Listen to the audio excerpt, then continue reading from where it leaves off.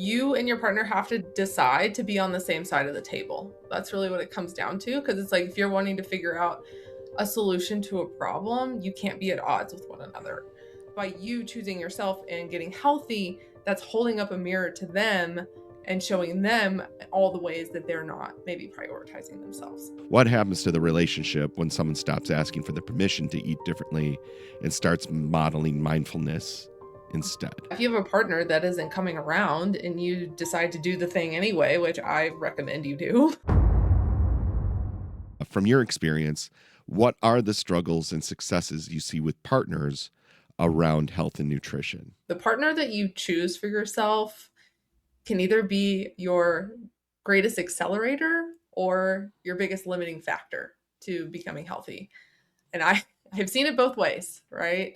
As far as your greatest accelerator, your partner can be someone who believes in you fully and wants you to succeed and is willing to do anything to help you get there, willing to sit down with you, have the tough conversations, figuring out whatever logistical stuff comes up to help get you there, right? Whether it's investing in new equipment or hiring a coach, a dietitian, or whatever it is. Like they are willing to help you figure it out because they know this is what you want to do.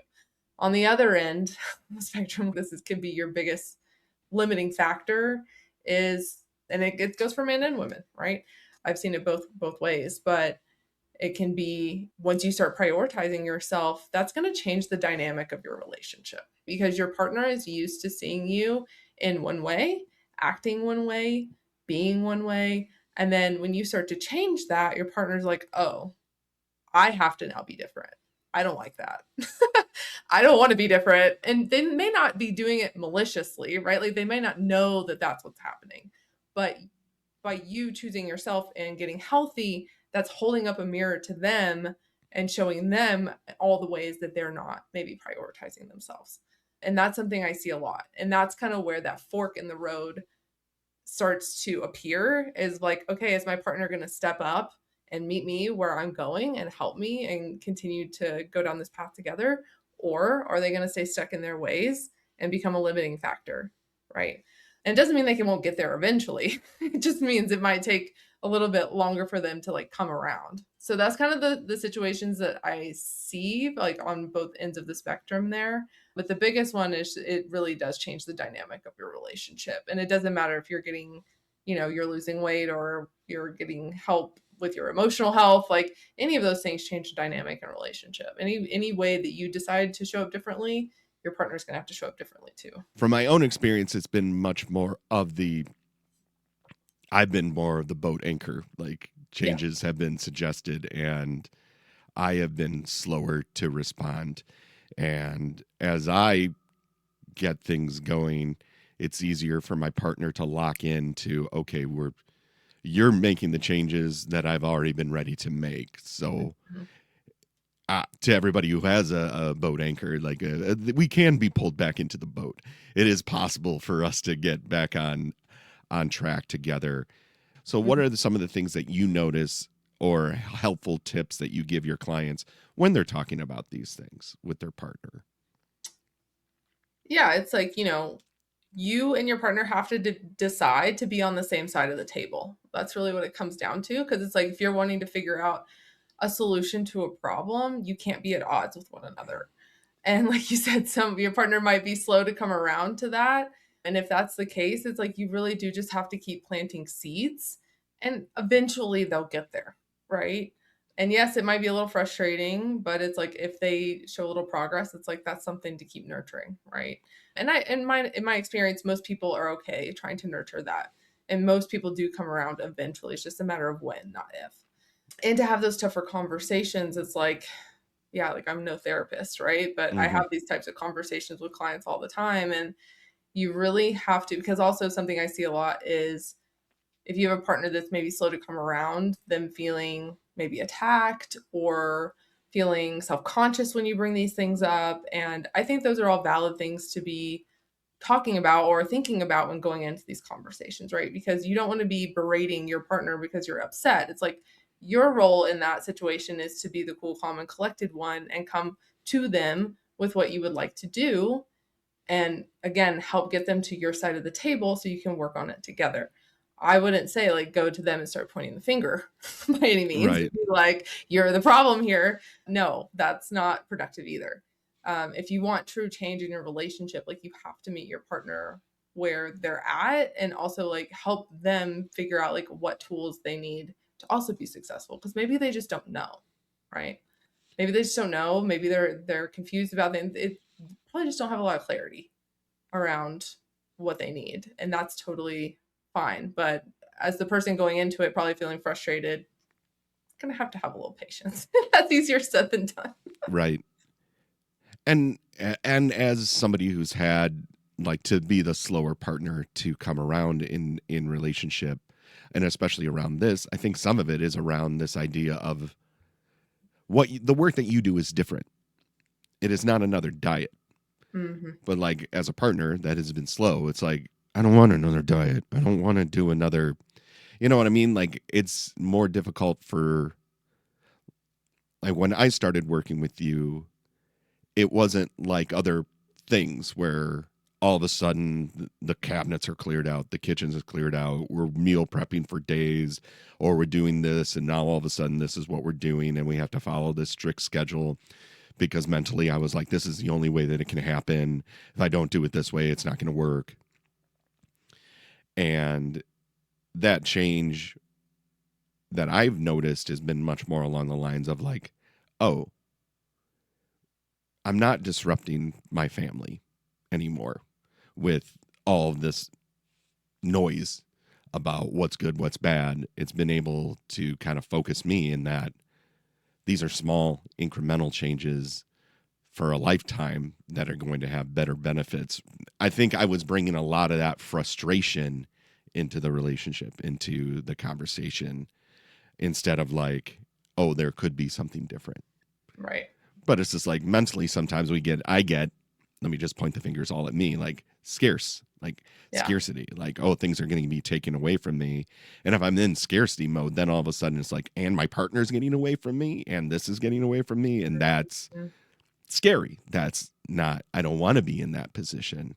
So I kind of think that that brings me to my next question. For somebody who has a partner who unfortunately just does not seem to be coming around, and we're planting seeds, what happens to the relationship when someone stops asking for the permission to eat differently and starts modeling mindfulness instead? Yeah, if you have a partner that isn't coming around and you decide to do the thing anyway, which I recommend you do, like that is I recommend you do that. Like it will still become a mirror, right? And I think that that is one of the most powerful ways to maybe get your partner to understand what you're trying to communicate because you're showing them. It's literally show and tell.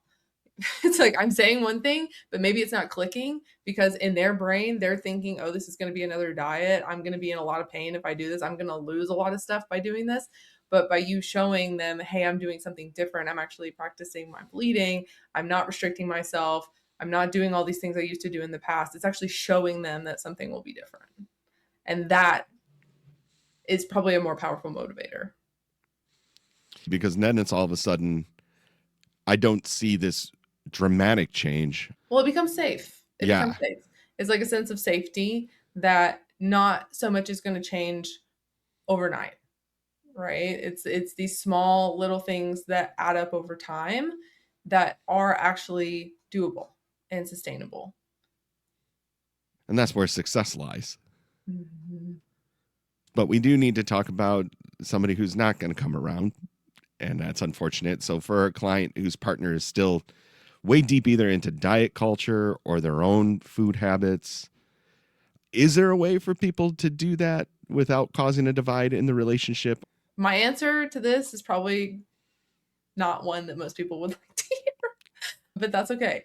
If you have a partner that is very stubborn, stuck in their ways, right? You have to be more stubborn and more stuck in your ways in a healthy way, right? Because what this is a fight for control. That's what it is. And they can do what they want to do, but you can also do what you want to do. You don't have to do what they do, right? If they want to do whatever eating, if they want to eat fast food every meal and you don't want to do that anymore, don't. right? That's what I'm saying. Like, you also get to be stubborn. You don't have to give in to the whims and wills of your partner. Like, you can establish your own routine. And that's obviously not ideal. We want to spend time with our partners, but sometimes we have to let the division and the pain grow so that our partner actually feels it, right? Because they're not able to, if we just give in all the time, it's going to be a lot harder for them to understand the impact of what their decisions are having on your relationship versus if you act like a mirror and you're doing exactly what they're doing, but you're just doing it in the healthy way and the eating habits that you want to be doing. That's showing them that it's causing the division.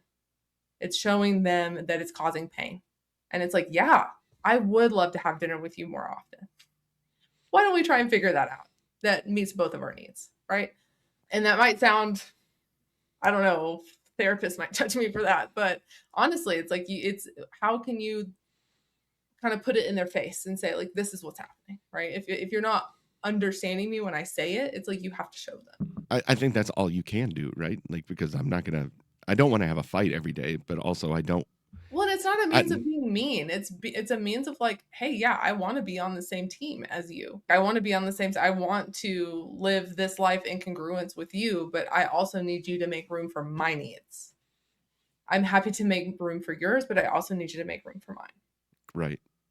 And I'm not going to keep giving in or doing what you're doing that goes against me and having this turn into, now I hate you. Like, Right, the resentment, yeah, right? All you're gonna do is resent your partner at the end of the day, and it's like, don't do that. Like, like just you have to and this is where it's really tough because it is super frustrating in the moment. And like I say all this too, like being few degrees removed from it. Like Patrick and I have gone through our iterations of this, like as well. It may not be with food and exercise, but in other areas of our relationship for sure. And you do have to sometimes just be the one that's like, well, I'm going to do this and you can figure it out. And that's not being mean. It's like holding them accountable in a way, holding your partner accountable in a way for them to like sit in it, sit in the suck for a while. right, Because feeling emotional, we make as human beings, we actually make decisions based off emotion. We don't make decisions based off logic as much as we like to say that we do. So if we can get our partners to feel, the way that we feel, help them employ some empathy, it's going to be a much more powerful motivator to get them to act than just telling them what to do. yeah, absolutely. I hope you're enjoying this conversation. And if this is really resonating with you, I have 6 nutrition habits for sustainable weight loss in 2026. This is top 6 tips that I work my clients through. It is a great foundation and a place to start if you feel all over the place. It's something you can come back to consistently to know that, yes, I'm on the path and can just give you a level of clarity when you feel like you need it. So if that's something you're interested in, click the link below and I'll get it to you. I just feel like at the end of the day, I can do better. And if I can Yeah. do better, then why don't we try to do better together? Right. Like, there's a reason we're in relationship. Like, I want to do better. Right. Well, and too, it's like go back to your values as a couple, right? Like that's something Patrick and I have had to do is like anytime we get lost in what we're trying to do or how to accomplish it, it's like we always go back to our values and what are our expectations out of our relationship, right?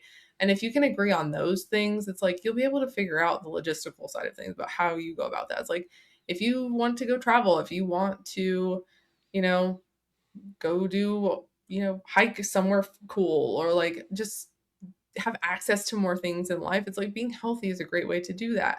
But you also have to hold each other accountable to that, and it is a little bit of a challenge for sure at times. And when you're together with someone for a really long time, you kind of meander from that, and you have to Hmm. recenter, regroup. And that's just kind of the ebb and flow of being in a long term relationship, I think. It absolutely is. Yeah.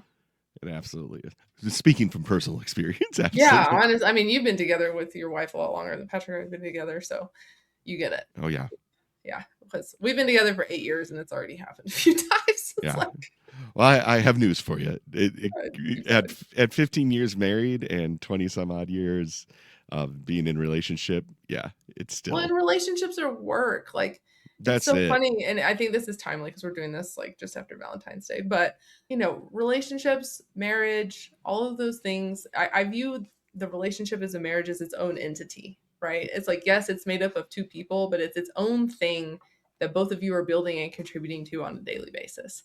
And it needs to be maintained. It's a lot like your health, right? You have to water it, nurture it, tend to it. It's like it's the same thing with your marriage and your relationship. This is something that's taken me a while to like learn. And I think that relationships and marriage in particular are very over romanticized, and then people don't realize like how much work it actually takes to have like a healthy marriage, right? And that comes back to both of you understanding like what are your healthy behaviors, like what does health mean to you as a couple, right? And what do you want to accomplish in your health together and individually, and how can you hold each other accountable to that? Yeah.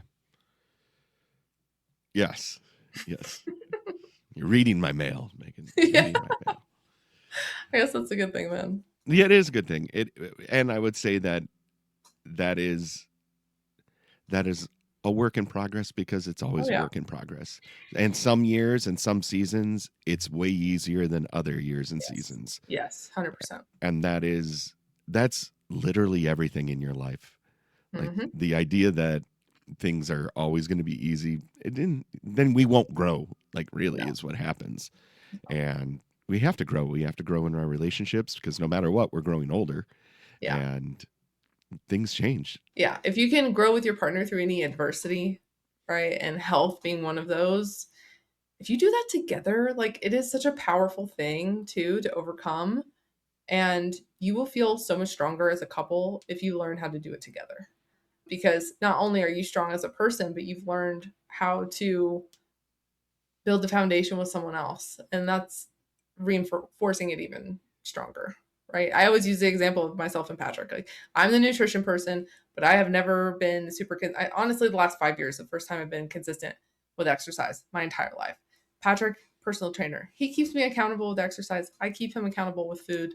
That's how we reinforce our foundation because we fill each other's gaps in that way. And I just think more people, like, we all have our individual strengths. So how can you identify those when it comes to health and really help your partner succeed in that way? Yeah. Because I want to see healthy partner. I want to see Mm. myself healthy for my Well, you partner. want to live as long as possible to be with your partner and watch your kids grow up and all these things, right? Right. So learning how to reinforce that foundation. It's not just about like you and your partner, it's also about like the life and the longevity of that life and the quality of that life that you want to have together. Any final thoughts? The only problems you're unable to solve are the problems you're unwilling to talk about. And that goes with anyone in your life, but especially your partner. So if you're not feeling supported by them, you need to tell them. And yes, there's a nice way to go about it, right? Making sure that giving them the best chance to actually hear you. They're not guarded, they're not feeling like they're being attacked, right? Like coming at it from a very collaborative intention, I would say. If you have a partner that's more stubborn, right? And if you don't, and you have a partner that maybe just hasn't gotten started but is motivated to make a change, like set those intentions together, like work on that together, make that like a relationship goal for the two of you. And when you find it hard to keep going, you have someone else to rely on and remind you as to like why you're doing it. That's something that's been super helpful for me with Patrick. It's like he'll always remind me like why. If I'm like in the trenches and I'm like, oh my god, I really don't want to do this, he will always like give me that little pick me up.